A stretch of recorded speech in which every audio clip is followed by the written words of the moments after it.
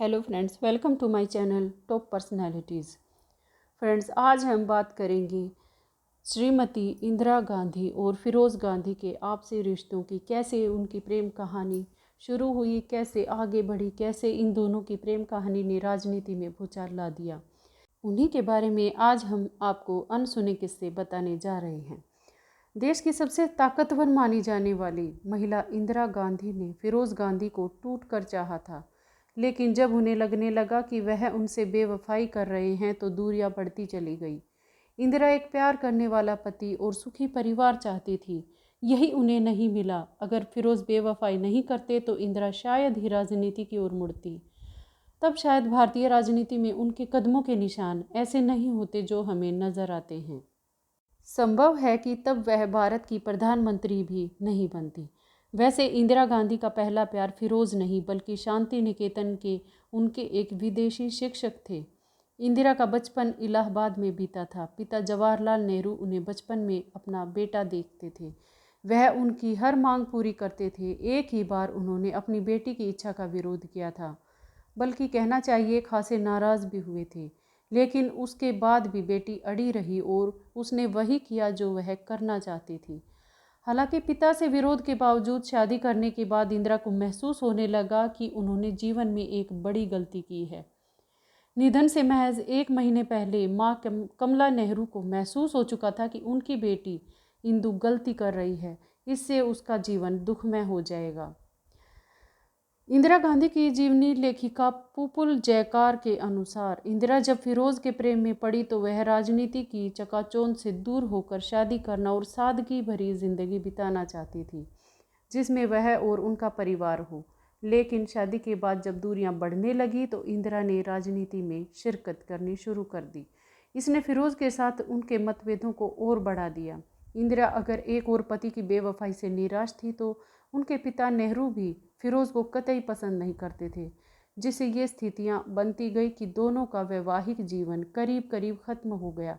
अपने निधन से कुछ महीने पहले फिरोज़ से तलाक लेकर दूसरी शादी करने का फैसला ले चुके थे। अब बात करते हैं फिरोज़ गांधी से कैसे इंदिरा जी के प्रेम की शुरुआत हुई।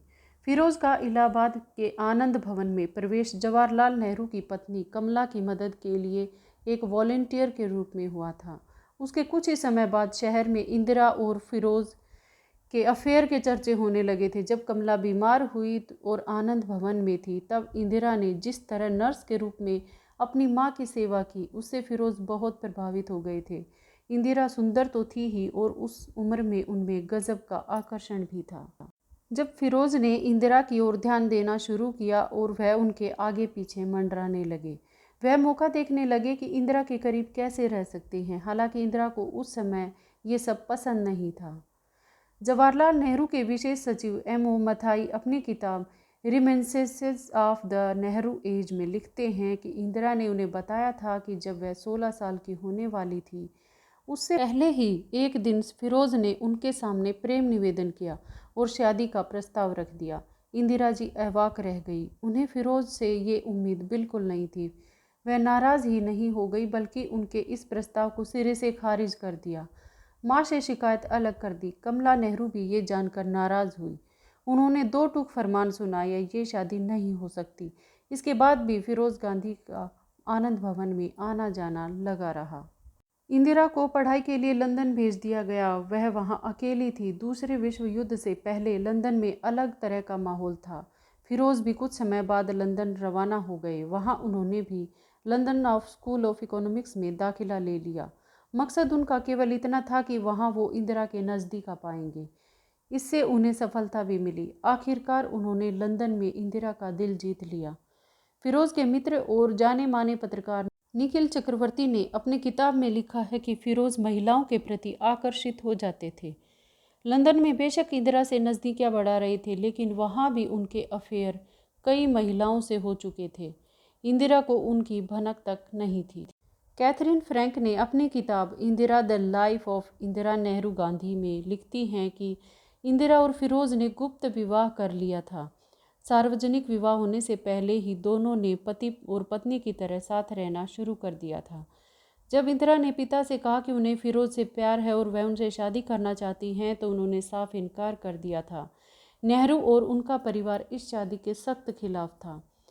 मथाई की किताब कहती है कि पद्मजा नायडू ने नेहरू से कहा कि उनकी बेटी बड़ी हो चुकी है, अगर दोनों ने शादी करनी चाही तो वह उसे रोक नहीं पाएंगे, लिहाजा उन्हें अनुमति दे देनी चाहिए। नेहरू ने अनिच्छा से अनुमति दे दी। शादी के जल्द बाद ही इंदिरा और फिरोज में खटपट शुरू हो गई। साल 1941 में जब वह गर्भवती थी और राजीव गांधी का जन्म होने वाला था, तो उन्हें पता लगा कि फिरोज किसी और महिला से इन्वॉल्व हैं। उनके कानों में फिरोज से अफेयर के एक नहीं कई किस्सों की खबरें पहुंच रही थी। इससे वो बहुत दुखी हो गई। पति की बेवफाई ने रिश्तों में दूरी बढ़ानी शुरू कर दी।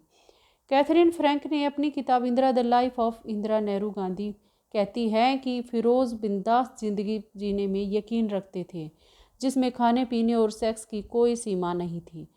किताब के अनुसार इंदिरा से शादी के बाद भी फिरोज दूसरी महिलाओं से फ्लर्ट करते थे। महमूना सुल्तान के अलावा उनके रोमांटिक रिश्ते संसद की ग्लैमर गर्ल कही जाने वाली तारकेश्वरी सिन्हा, सांसद सुभद्रा जोशी से भी रहे। उनकी एक और गर्लफ्रेंड थी जो खूबसूरत नेपाली तलाकशुदा महिला थी और ऑल इंडिया रेडियो में काम करती थी। उसके ससुराल पक्ष के लोग केरल के बड़े अभिजात्य परिवार से थे। फिरोज उनके जीवन में आने वाले पहले शख्स नहीं थे, बल्कि इंदिरा गांधी जी जब वह पुणे में मैट्रिक करने के बाद शांति निकेतन में पढ़ने गई थी तो फ्रेंच पढ़ाने वाले जर्मन शिक्षक फ्रैंक ओवरडोफ थे और वह उनके प्रेम में पड़ गई। पुपुल चेकार ने इंदिरा गांधी बायोग्राफी में लिखा है कि ओवरडोफ 1933 में शांति निकेतन आए थे। उनकी रविंद्रनाथ टैगोर से मुलाकात 1922 में लातिन अमेरिका में हुई थी। टैगोर ने उसे शांति निकेतन आने का प्रस्ताव दिया। जब इंदिरा को फ्रेंच पढ़ानी शुरू कर दी तो वह 16 साल की थी। इंदिरा को पढ़ाते पढ़ाते वह उनकी सुंदरता पर मोहित हो गए और बेहिचक उनके आगे प्रेम का प्रस्ताव रखा। इंदिरा जी खफा हो गई, लेकिन समय के साथ उनमें नज़दीकियाँ हो गई। इंदिरा के अपने दर्द थे, उसे वो जर्मन शिक्षक के साथ बांटती थी और फ्रैंक लगातार उनकी सुंदरता की तारीफ करते रहते थे। जब टैगोर को ये पता चला तो उन्होंने इंदिरा को तुरंत वापस घर भेज दिया। हालांकि बाद में फ्रैंक की मुलाकात लंदन में इंदिरा से हुई। उसने फिर से इंदिरा को मनाने की कोशिश की, लेकिन तब तक वह उनके जीवन में फिरोज का आगमन हो चुका था, लिहाजा वो फ्रैंक से बहुत रूखे तरीके से पेश आई। कैथरीन फ्रैंक अपनी किताब में लिखती हैं कि इंदिरा के जीवन में बाद में 2 और पुरुष आए। इनमें धीरेन्द्र ब्रह्मचारी और दिनेश सिंह शामिल थे। इंदिरा ने अपनी विश्वस्त डोरोथी नॉर्मन को धीरेन्द्र के बारे में लिखा। वह एक आकर्षक योगी हैं जिनसे वह योग सीख रही है। दिनेश पर भी वह बहुत भरोसा करती है। प्रधानमंत्री हाउस में उनका बेरोक-टोक किसी भी समय आना जाना था। फ्रैंक लिखती हैं कि इंदिरा से अफेयर की चर्चाओं को शायद दिनेश सिंह ने खुद ही हवा दी थी। वैसे तो एम मथाई ने खुद दावा किया कि इंदिरा का उनसे लंबे समय तक अफेयर रहा। उन्होंने अपनी किताब में शी के नाम से एक चैप्टर लिखा, जिसे फिर खुद ही प्रकाशित होने से रोक दिया। बताते हैं कि 80 के दशक में ये चैप्टर पता नहीं कहाँ से बाहर निकल आया। कहा जाता है कि इसे जाहिर करने में मेनका गांधी का हाथ था, जिसे उन्होंने उन लोगों को दिया जो इंदिरा गांधी के विरोधी थे। मथाई के दावे में कितनी सच्चाई थी, इसके बारे में तमाम बातें कही जा सकती हैं। हालांकि फिरोज गांधी ने खुद संसद के सेंट्रल हॉल में कई सांसदों की मौजूदगी में कहा था कि नेहरू के असली दामाद तो मथाई हैं। कैथरीन फ्रैंक और मथाई दोनों लिखते हैं कि फिरोज अक्सर संसद में सांसदों के बीच मथाई को नेहरू का दामाद होने का आरोप लगाते थे। मथाई लिखते हैं कि 1948 में स्वास्थ्य मंत्री राजकुमारी अमृत कौर ने मुझसे कहा, उनकी मौजूदगी में ही फिरोज गांधी ने सेंट्रल हॉल में सांसदों के एक ग्रुप से कहा कि वह नहीं बल्कि मथाई प्रधानमंत्री के दामाद हैं। तब ये कहा जाने लगा था कि कांग्रेस में रहते हुए भी फिरोज विपक्ष के अनऑफिशियल नेता हैं। फिरोज के नज़दीक रहे ओंकारनाथ भार्गव याद करते हैं कि मुझे अच्छी तरह याद है कि फिरोज के निधन के बाद मैं संसद भवन गया था। वहाँ के सेंट्रल हॉल में एक लॉबी थी जो फिरोज गांधी कॉर्नर कहलाता था। वहाँ फिरोज गांधी और दूसरे सांसद बैठकर बहस की रणनीति बनाते थे। एक बार वरिष्ठ पत्रकार डॉम मॉरिस ने जब पूछा था कि आपको किसकी मौत का सबसे ज़्यादा सदमा पहुंचा था, तो श्रीमती इंदिरा गांधी जी का जवाब था कि मेरे पति फिरोज गांधी की। उनके शब्द थे, perhaps I didn't like Feroze but I loved him, यानी शायद मैं उन्हें पसंद नहीं करती लेकिन मैं उनसे प्रेम अब भी करती हूँ। ये शब्द उनके रिश्तों को समझने में काफ़ी हद तक पर्याप्त हैं। उनके 2 बेटे हुए, राजीव गांधी और संजय गांधी। तो फ्रेंड्स, इस तरह श्रीमती इंदिरा गांधी जी के जीवन में भी वो सारे दर्द दुख एक ऐसे ही फिल्म की तरह से उनकी जीवनी थी, जो कि सब कुछ सारे रंग समेटे हुए थी। दुख, दर्द, रोमांस, प्रेम, बेवफाई, सब कुछ। आज की वीडियो में इतना ही। मिलते हैं अगली वीडियो में एक नई शख्सियत के साथ।